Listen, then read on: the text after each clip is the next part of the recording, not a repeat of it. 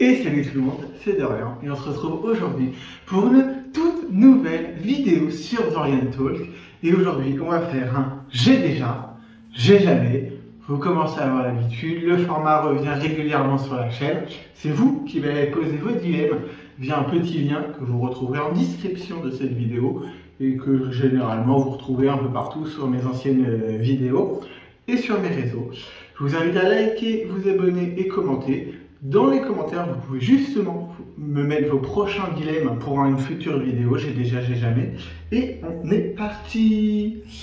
Alors, j'ai déjà ou j'ai jamais couché avec un mec beaucoup plus vieux.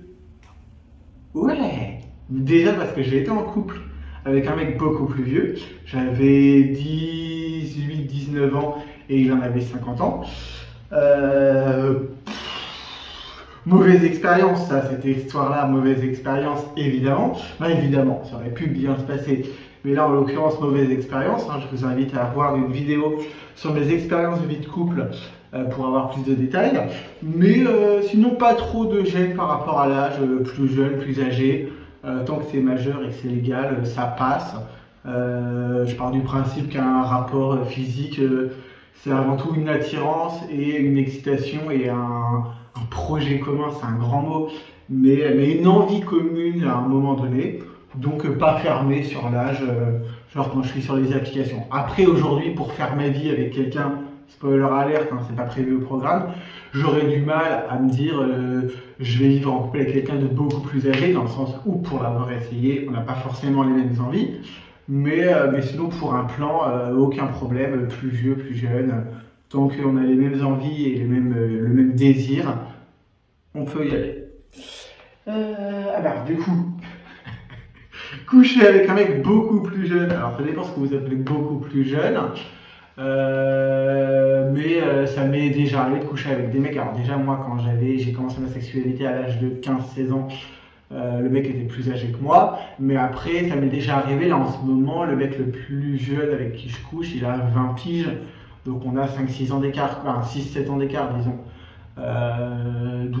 Oui, après encore une fois, tant qu'il est majeur et qu'on est tous les deux au fait sur ce qu'on aime, pas de problème. Voilà, donc la limite, ça serait la majorité, en dessous, non merci. Mais si le mec a 18-20 ans et qu'on a les mêmes envies, ça me va. Pris de la drogue. Ah, une fois. J'ai tiré, non d'ailleurs non, j'ai pas tiré sur un joint, mais on m'a fait des soufflettes sur un joint. Aucun intérêt. J'étais encore très conscient, c'est-à-dire qu'effectivement tu es un peu plus pompé up, mais encore très conscient de ce qui se passait autour, donc aucun intérêt. Alors j'ai essayé que ça, évidemment, c'est pas un truc qui m'attire, et puis j'étais jeune, j'habitais encore à Toulouse à l'époque, donc c'était il y a au moins 4-5 ans, parce qu'en fait je vivais avec un mec qui vendait de la drogue. Voilà, ça je ne savais pas au départ, évidemment. Puis je voyais régulièrement un mec qui vendait de la drogue plutôt. Pas bonne idée, n'en consommez pas, ça sert à rien. Non, je valide pas. Mais j'ai testé, mais uniquement le joint, du coup le reste évidemment non. Simuler un orgasme, oui. Ça a pu m'arriver, alors quand je suis actif, non, parce que si le mec me plaît pas, je le bande pas, et du coup, voilà, je sais pas comment, j'ai des potes, c'est le cas, mais je sais pas trop comment font les mecs pour pouvoir réussir à quand même garder une érection, si au final le mec, soit il y a un truc qui passe pas, soit il plaît moins que prévu. Moi, mon kiki est très très vite connecté à mon cerveau, c'est-à-dire qu'il y a un truc qui me déplaît ou si le mec me plaît pas, je débande total. Donc en tant que passif, ça peut passer, mais en tant qu'actif, c'est mort. Mais oui, en tant que passif, simuler un orgasme, oui, parce que toi, t'es lancé dans le truc. Je dis pas que c'est une bonne chose, mais je pense que même c'est une mauvaise chose. Si vraiment ça ne vous plaît pas, dites-le à votre partenaire et faites tout arrêter. Mais oui, j'ai déjà un peu simulé pour que ça se termine et que le mec soit content, quoi. Ouais, mais je ne conseille pas. Si vraiment ça ne vous plaît pas ou que la pratique, il y a un truc qui vous déplaît, vous stoppez tout. Si c'est votre partenaire régulier, vous lui expliquez. Si c'est un one shot, vous lui dites excuse, là ça va pas le faire et je préfère qu'on en reste là. C'est mieux que de subir un rapport. Vraiment, je ne conseille pas. Alors, regarder du porno hétéro. Ça va vraiment être c'est un que j'ai déjà en fait. Je regarde un porno hétéro pour l'acteur, généralement, parce que l'acteur me plaît bien. Là, comme ça, j'ai pas de nom. Si, alors je sais que quand il fait du porno gay, il s'appelle Matt Hughes, H-U-G-E-S. Je me souviens plus comment c'est quand il fait du porno, son prénom quand il fait du porno hétéro. Mais je sais que ce mec-là, je peux aussi le regarder sur des scènes hétéro. Et il y a 2-3 acteurs dont je vais avoir perdu le nom. Quand ils vont faire des scènes avec des nanas, ça peut m'arriver de regarder. Parce que je suis quelqu'un, comme vous le savez, qui se masturbe énormément. Et qui, en plus du porno, va consommer de la littérature porno. Et du coup, je peux regarder du porno hétéro. Alors, pour l'acteur, homme évidemment, mais le fait que ça soit sur une scène hétéro me dérange pas à mon plaisir. Donc, ça peut m'arriver de regarder du porno hétéro. Je dirais que ça peut m'arriver plusieurs fois par mois, mais parce que je consomme du porno quasiment tous les jours. Voilà. Mais encore une fois, on se salue. Fais semblant d'aimer quelqu'un. Oui, alors, là j'ai 2 trucs qui me viennent en tête. La première fois que j'ai été en couple, c'était tout beau, tout rose au début, donc comme c'était très nouveau, il y a une excitation qui fait que, sauf qu'en fait je me suis rendu très vite compte que j'étais pas amoureux, et on est resté quand même ensemble plusieurs mois. Alors que moi, je me suis rendu compte très vite de mon côté qu'il n'y avait pas de sentiment. Sauf que un peu pris au piège parce que j'avais quitté mon appartement, j'avais quitté toute ma région, tout ça, et que il avait pris l'argent qu'il avait mis sur ses comptes. Même si, soi-disant pour lui, c'est pas comme ça que ça s'est passé, en pratique, mon argent était sur son compte bancaire et moi, j'avais plus un rond. Et comme j'avais pas d'appartement et que je vivais chez lui, c'était compliqué de me casser. Donc du coup, sans travail, sans argent, parce que je quittais, changer de région, et sans appartement, j'ai dû rester plusieurs mois avec cette personne jusqu'à ce que cette même personne me foute à la porte, ce qui est super drôle. Alors que moi, ça faisait bien longtemps que j'avais plus de sentiments et que je ne pouvais plus le blairer. Ne faites pas ça. Vraiment, si vous rencontrez quelqu'un et que vous voulez tout quitter, gardez quand même, déjà gardez votre propre argent. Et gardez un point de chute. Heureusement, moi j'avais ma grand-mère à l'époque, elle est toujours vivante, hein, je touche du bois, qui a pu m'accueillir, mais elle m'a fait très attention à vous. Donc oui, j'ai déjà fait semblant d'aimer quelqu'un. Et d'un point de vue professionnel, avant YouTube, tout ça, je bossais dans la grande distribution. Et on était toute une équipe, je dirais une quinzaine.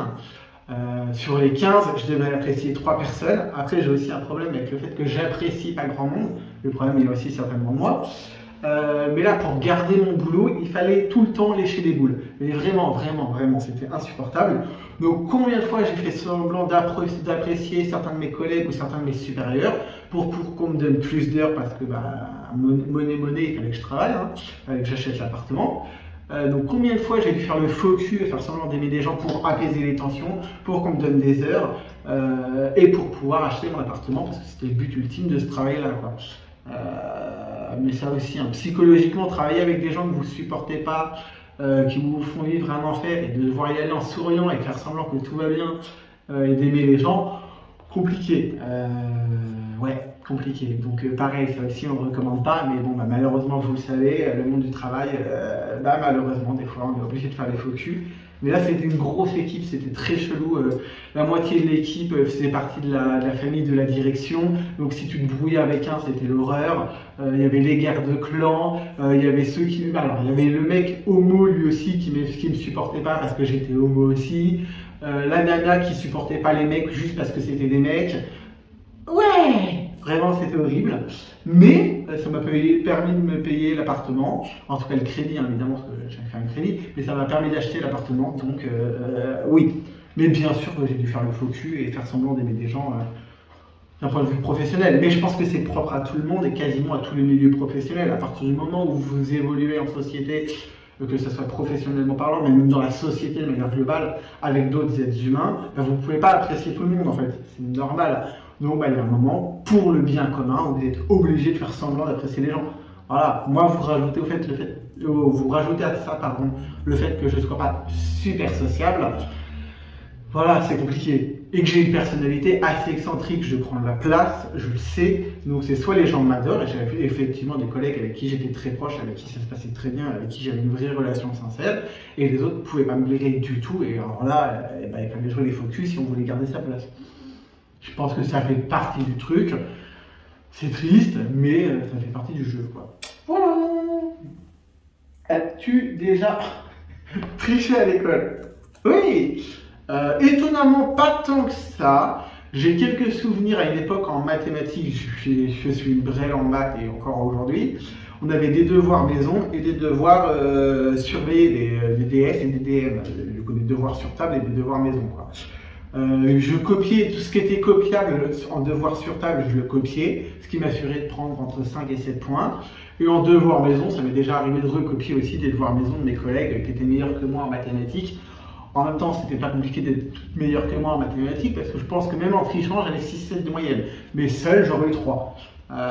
Donc oui, ça m'est déjà arrivé. Après, j'avais aucun mal à filer notamment les années d'après. Quand j'étais en CAP, j'avais aucun mal à laisser les gens copier sur moi sur les matières générales parce que j'étais meilleur qu'eux. C'est un échange de bons procédés. Mais oui, j'ai déjà triché à l'époque. Jamais sur des examens, parce que déjà, je ne crois pas que j'ai passé de vrais examens. Ouais. Donc du coup, forcément, mais oui, pas de problème avec ça, même si, je vous le répète, c'est pas bien. Après, coucher avec un mec beaucoup plus âgé. Ah bah, on a déjà eu la question, du coup. On saute. Consommer du poppers. Alors ça aussi, je sais pas officiellement si c'est bien ou pas bien pour la santé. Il faudrait se renseigner. Ce rattrapage. Mais oui, je consomme même régulièrement des poppers. Déjà, dès que j'ai un rapport anal en tant que passif, j'en consomme. Parce que ça m'aide à me détendre et tout ça. Pour tout ce qui va être, comment faire classe, tout ce qui va être gorge profonde aussi, parce que ça me permet d'être beaucoup plus endurant. Donc oui. Puis c'est rigolo, ça permet de retenir un peu les jacques. Donc oui, j'ai déjà consommé du poppers. Dites-moi si vous en consommez, pour quelles raisons, et si ça vous plaît, ou si vous en consommez pas, pourquoi. Voilà, dites-moi. Fais des plans à 3. En fait, c'est que un j'ai déjà. Je m'en suis pas rendu compte quand j'ai écrit, parce qu'en fait j'ai écrit les questions que vous m'avez envoyées parce que je filme avec mon téléphone. Mais je m'étais pas rendu compte qu'en fait c'était un j'ai déjà le truc. Oui, généralement c'est avec des couples. Alors j'ai ça comme si je l'avais fait 50 000 fois, mais ça a pu arriver une bonne dizaine de fois. Notamment à une époque où je fréquentais un couple régulièrement. Donc j'ai déjà, bien souvent c'est pas ouf. Parce que il y en a toujours un des deux que tu vas préférer ou avec qui le courant passe mieux, donc c'est compliqué pour l'autre. Ça fait 2 personnes avec qui il faut être attentif, machin et tout. Donc ça peut être sympa, mais c'est rare que ça soit exceptionnel. Bon, par contre, quand c'est vraiment bien au niveau des 3 partenaires et que l'osmose est complète au niveau des 3 partenaires, c'est vraiment très très bien.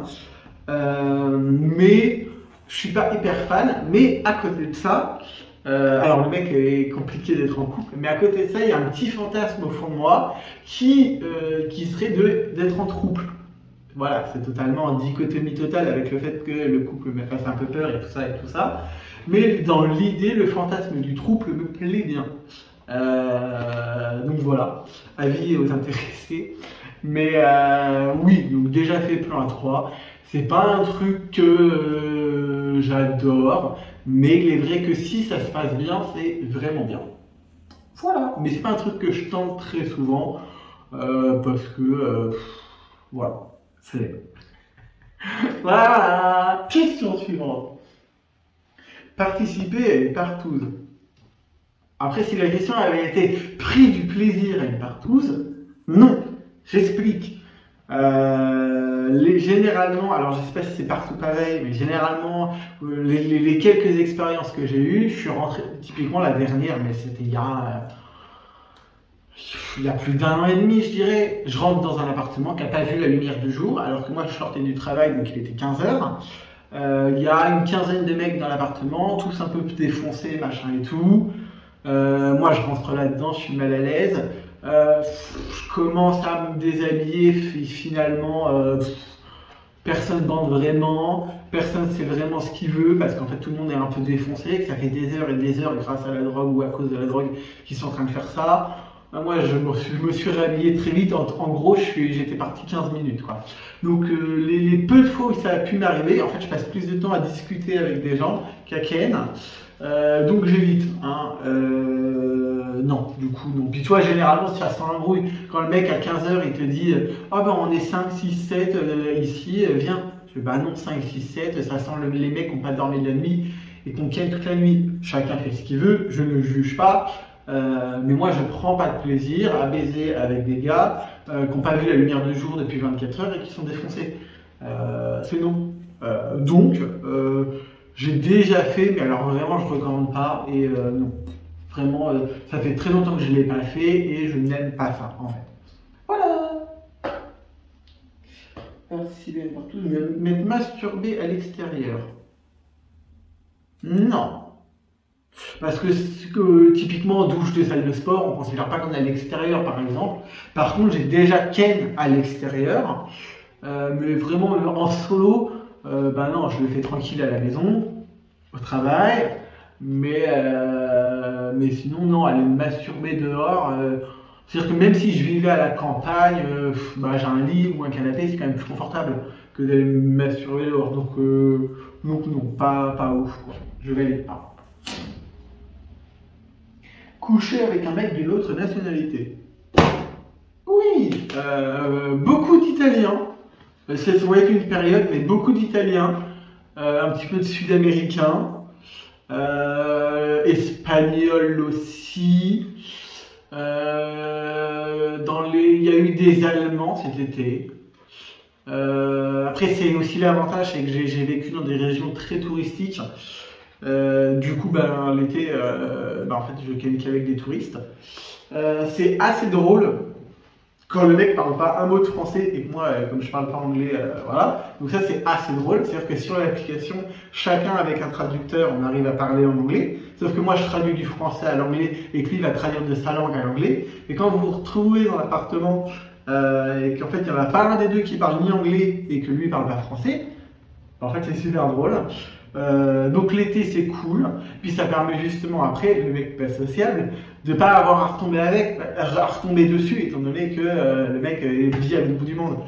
D'ailleurs, en parlant de l'autre bout du monde, il y a dû y avoir un Australien aussi une fois. Mais ouais, donc j'ai déjà, et je trouve ça assez drôle, quand tu te rends compte que le mec en face parle pas du tout la même langue que toi, mais au final vous réussissez à ken, hein. Le sexe est un langage assez universel, donc ça passe, quoi. Alors, est-ce que j'ai déjà léché des pieds? Non, c'est pas un truc sur lequel je prends du plaisir. But, j'adore me faire lécher les pieds. Ça, j'avoue, quand le mec me dit qu'il a un petit kink sur les pieds, ça m'excite de ouf. Donc autant moi le faire, je peux le faire pour faire plaisir à mon partenaire, mais je n'y prends pas de plaisir sexuel, je le fais pour le plaisir de mon partenaire, donc pas de problème en vrai. Mais par contre, quand le mec s'occupe de mes pieds, ça on adore, on valide. Donc oui. Dites-moi d'ailleurs si vous avez un peu un kink insolite, un petit truc dans votre sexualité qui est propre à vous, entre guillemets, ou qui n'est pas commun, bah, dites-moi en commentaire, je serais très curieux de savoir ça. Oh, la prochaine, elle est dégueulasse. Vraiment, mémé, si t'es là, casse-toi. Jouis dans la bouche de mon partenaire. Ah merde. J'ai déjà, même si ça m'arrive quasiment jamais, ça m'est déjà arrivé, but c'est dégueulasse. Je préfère à la limite quand c'est mon partenaire. Si vraiment je suis excité par mon partenaire et qu'il me plaît, je préfère que ça soit lui qui jouisse à l'intérieur de ma personne en haut, parce qu'en bas je tiens jamais assez longtemps, plutôt que l'inverse. Mais ça peut m'arriver. Après, comme quel que soit mon rapport, du moins la forme de mon rapport, anal, oral, machin et tout, dans un sens comme dans l'autre, je ne jouis que en me masturbant en même temps. Donc, je vais avoir du mal à jouir par exemple, si tu me fais, non, parce que c'est l'autre qui regarde la vidéo, c'est chelou, mais si la personne, si mon partenaire me fait une fellation, il y a 99% de chances que je ne jouisse pas. parce que improbable pour moi de jouir sans. En fait, j'ai besoin de me toucher pour pouvoir jouir. Ce qui explique pourquoi sur certaines positions, par exemple quand je suis passif, sur certaines positions, il y a certaines positions que je ne vais pas pratiquer. Typiquement, allongé sur le ventre pour me faire prendre, je ne pratique pas parce que je ne peux pas me toucher. Généralement, je suis debout. Donc oui, ça m'est déjà arrivé de jouir dans la bouche de mon partenaire, mais plus pour lui faire plaisir à lui, parce que pas pratique moi, étant donné que j'ai besoin de me masturber. Voilà. Ah non, mais la prochaine aussi, elle est sale. Lécher un anus. Oui. C'est pas systématique. Mais par contre, oui, quand mon partenaire me plaît de ouf, physiquement, évidemment. Donc c'est pas systématique, je vais pas attendre chercher un truc un peu classe, mais je vais pas manger la pêche de mon partenaire systématiquement, même quand je suis actif. But, si mon partenaire est canon de ouf, bien sexy et tout, là, avec grand plaisir. Donc oui, ça dépend de mon partenaire. Voilà. Mais après, ça m'est arrivé, d'ailleurs il n'y a pas très longtemps, entre guillemets, il y a quelques mois, je dirais, en arrière, je couche avec un gars qui est méga sexy, et il n'a jamais voulu. Alors que, je sais pas, c'est-à-dire que ça m'est déjà arrivé de coucher avec des mecs actifs, et de pouvoir leur... voilà. Mais lui était totalement réfractaire à cette zone-là. Donc j'ai essayé, on en a discuté, machin, mais impossible d'aller explorer cette zone-là, ne serait-ce qu'avec la langue. Donc dommage. Mais oui, j'ai déjà. Et par contre, à l'inverse, j'aime beaucoup me faire manger la pêche. Quoique, ça dépend de comment c'est fait. Voilà. Je raconte tellement de conneries que j'en fais tomber ma pancarte. Voilà. Dites-moi si vous êtes assez adepte de cette pratique-là, et si vous êtes plutôt... est-ce que vous avez plutôt le côté j'aime que le faire ou j'aime que le recevoir? Dites-moi un peu, je serais un peu curieux de savoir ça. Coucher avec un mec qui avait un piercing à la tub. J'ai déjà rencontré des mecs qui avaient des piercings à la tub, mais qui les avaient enlevés au moment de les fellationner. Donc j'ai déjà... ah non, parce que ils m'ont envoyé des photos, donc en fait j'ai même jamais vu en vrai de mecs qui étaient percés, qui avaient un Prince Albert. Est-ce que en tant que donneur de plaisir, donc en tant que passif pour la pipe ou la sodo, déjà est-ce qu'on peut sodo avec un Prince Albert? Vraie question. Voilà. Après, je suis fermé à rien, encore une fois, mais j'avais eu l'occasion de tester.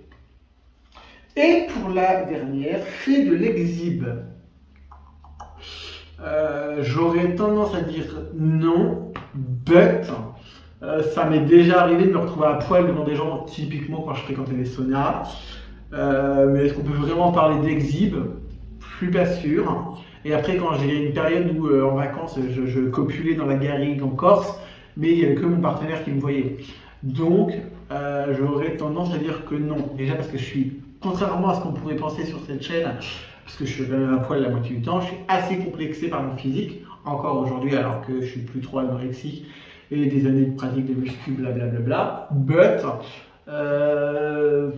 non. Non. Puis je ne vais pas m'exhiber sous un manteau. Là, c'est un coiffure en prison, donc c'est non. Et puis non, j'y prends pas forcément plaisir.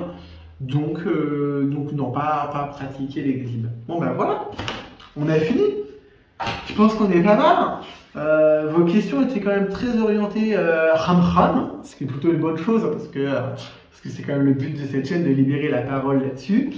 Donc n'hésitez pas en commentaire à me dire ce que vous avez pensé de ces différentes situations, vous ce que vous aimez, ce que vous aimez pas, les petits kinks que vous avez, le petit léchage de... Et voilà. Je me tâte fortement, alors je sais pas quand ni comment, à refaire des lives bientôt. Sur YouTube du coup évidemment, mais c'est un truc qui me travaille, donc il va falloir que je cale ça et que je vois ce que j'ai envie de faire, à quelle période et tout ça. Mais c'est vrai que ça fait longtemps, parce que la dernière fois c'était au mois de mai l'année dernière, donc c'est vrai que ça commence à remonter.